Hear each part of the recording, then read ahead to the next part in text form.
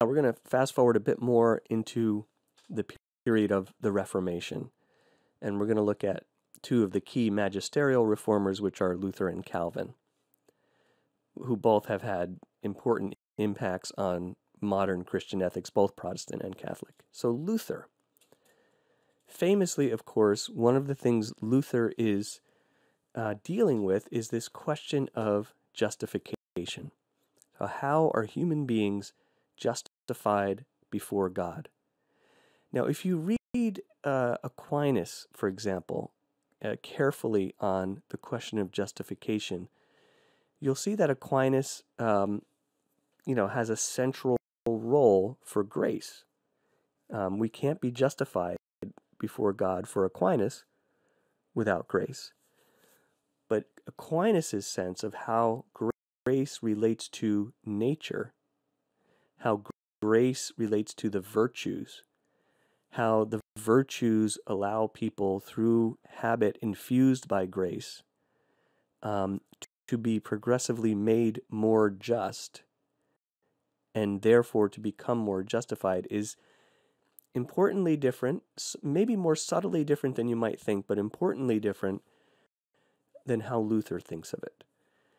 And, Luther is writing at a later period when some of these concepts about the penitential system and the buying and selling of indulgences have really made the scholastic scheme of the relation of nature and grace and justification, in many ways very legalistic, and seeming at least to suggest that human beings are justified by their own works, by their own penances, by donating money and things like that. And Luther wants to say, no, that is not how we're justified. Now remember, Luther initially is not attempting to break from the Catholic Church. His posting of the 95 Theses, is a bold act, but it's not a hugely dramatic act in that time. That's the way academics kind of put ideas out there. But one of the key themes is that we are justified before God only by faith. Our works do not in any way justify us.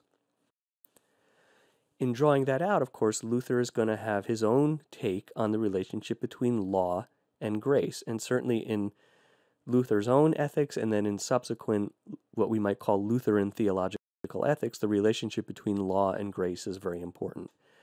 Now, kind of famously, Luther is thought of as having separated law and grace. And when you read Luther, Luther's a powerful writer, as you'll see this week.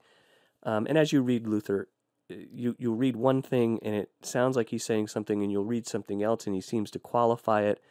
So like any great thinker who wrote a lot of things, you sort of need to be careful about how you think through it. But there are ways in which you can read Luther to say law and grace just sort of are totally separate. Law is almost bad. All it does is show us how bad we are, and grace saves us. Now, I think actually that Luther's thought about ethics is significantly more subtle than that. There is certainly a theoretical separation of law and grace in Luther's thought, but grace always leads us back to being able to properly, in freedom, live out the demands of the moral law. And that's a bit more subtle. All right, Luther also has this idea about the orders of creation. And for the orders of creation, what Luther is saying is that there are different kind of aspects of society that have their own sovereignty, their own integrity. And that isn't just a provisional thing, that is part of the way God created things. So we need to recognize that, and our ethics, the way we structure our lives and societies, need to recognize that. So for example, a political order of creation, a government, has something to do with how God created us, and we need to respect the sovereignty of the political entity. The family, marriage and the family, has its own kind of domestic order of creation, and we need to respect the sovereignty of that. Now, if you think about this sounds, I think probably to us today in North America thinking about this, we'd probably say, well, yeah, of course. I mean, there's some degree to which there's political authority that has its own kind of legitimacy, right? Um, there is the family, and there's aspects of the family which the political authority should not invade into, or other areas shouldn't into. We might also say the church has its own, or religion, we might say today, has its own area of autonomy or authority.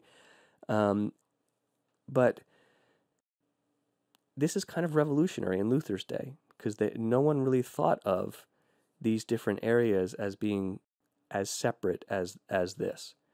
Now, there were senses in which, of course, the family is thought of as the domestic church, right? Political authority has its own justifications. The crown has its own justifications against the Pope. That is a huge debate well before Luther. But Luther really draws this out. And, some would argue that it's really in Luther that you see the beginnings of the modern concept of the secular. We kind of take for granted, well, there's sort of the secular world and the religious world. And that would not have been how medieval thinkers and the patristic thinkers would have framed it. However else they may have qualified the role of the king in relation to the role of the Pope and the church and so on. So we can think about that and think about the effect of that. Luther also has this idea of the two kingdoms. And again, in kind of contemporary Lutheran theology, ethics, you'll often hear this notion of the two kingdoms. And you might say one is the left hand of God and one is the right hand of God, right? So on the one hand, there is the state, the political order. On the other hand, there is the church.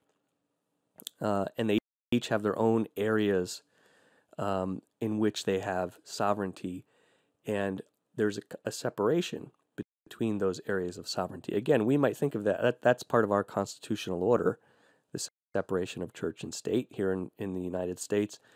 But again, that was not the way earlier thinkers before Luther in the West really would have thought about it, as much as they wrestled with the authority of the church over the crown, or the crown's authority over the church, and vice versa. They would not have thought of these as two separate things quite in the way Luther did.